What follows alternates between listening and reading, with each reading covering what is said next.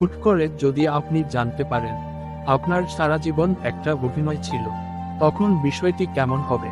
Hello guys, আপনাদের জন্য একটি দারুণ মুভি নিয়ে এসেছি, দি ট্রুমান শো। এই মুভির শুরুতে আমরা ট্রুমান নামের একটি লোককে দেখতে পারি।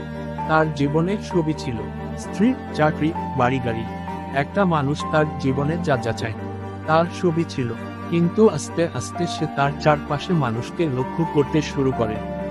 সে বুঝতে পারে তার আশেপাশের মানুষগুলো ঘুরে ফিরে একই কাজ বারবার করে। এতে তার সন্দেহ উদয় হয়।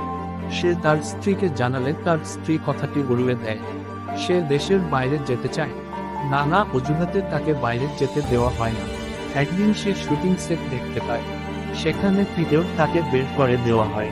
কিন্তু তার মন ভাঙে ঠিক তখন যখন সে জানতে পারে 5 বছরের বিয়ের সম্পর্কটাও ছিল একটি সাজানো নাটক। তখন সে ভেঙে পড়ে।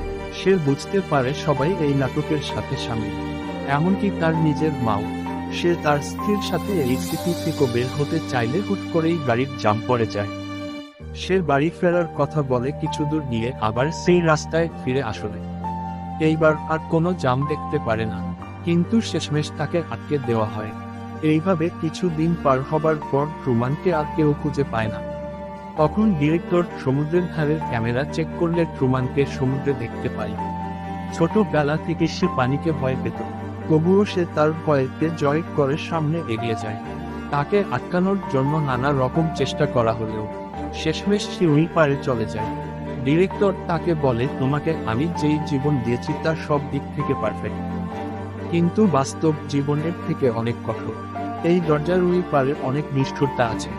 কিন্তু ট্রুমান তার কথা না শুনে সবাইকে গুড বাই জানিয়ে চলে যায়।